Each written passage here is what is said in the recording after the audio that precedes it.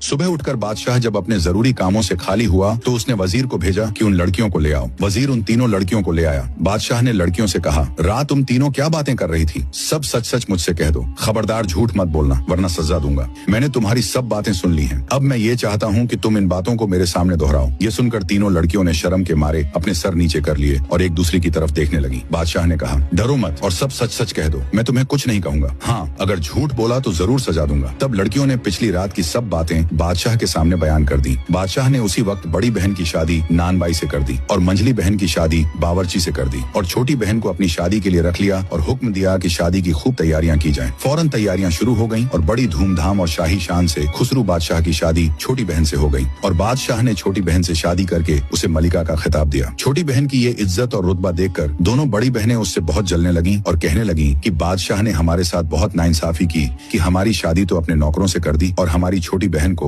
अपनी मलिका बना लिया। अब कोई ऐसी तरकीब करो कि किसी तरह बादशाह हमारी छोटी बहन का दुश्मन हो जाए और उसकी इज्जत न करे। गर्ज ये दोनों बहनें उस बेचारी से इतनी जलने लगी कि बस चलता तो उसे कच्चा चबा जाती। मलिका बहन ऐसी नेक और अच्छी बीबी थी कि वो अपनी दोनों बहनों की बहुत खातिरदारी करती और उन्हें अच्छी अच्छी चीजें दिया करती थी। मगर ये दोनों बहनें इसी फिक्र में रहती थी कि ऐसी तदबीर करें कि अपनी छोटी बहन को बादशाह की नजरों से गिरा दें। एक बार ऐसा हुआ कि छोटी बहन मलिका को बुखार आने लगा। ये दोनों बहनें उसकी मजाज पुरसी को आईं और मलिका से कहने लगी, तुम्हारी बीमारी से हमें बहुत फिक्र रहता है, अगर कहो तो हम दोनों बहनें इस जगह तुम्हारी खिदमत में रहा करें और अपने हाथ से तुम्हारा काम किया करें। मलिका ने कहा, मुझे इससे बढ़कर और किस बात में खुशी हो सकती है कि तुम दोनों बहनें मेरे पास रहो, मगर मैं बादशाह सलामत की इजाजत के बिना नहीं रख सकती। तुम अपने अपने शौहरों से कहो कि बादशाह सलामत से इजाजत ले लें। अगर उन्होंने इजाजत दे दी तो फिर शौक से मेरे पास रहना। ये सुनकर दोनों बहनों ने अपने अपने शौहरों को बादशाह के हुजूर में भेजा और मलिका के पास रहने की इजाजत मांगी। बादशाह ने अपनी मलिका से पूछा, तुम्हारी क्या सलाह है? तुम्हारी बहनों को तुम्हारे पास बुला दूं? मलिका ने कहा, अब की मेहरबानी होगी, बुलवा दें। बादशाह ने फौरन हुक्म दिया, मलिका की दोनों बहनों को बुलाया जाए। जब दोनों बहनें महल में आ गईं तो बहुत खुश हुईं।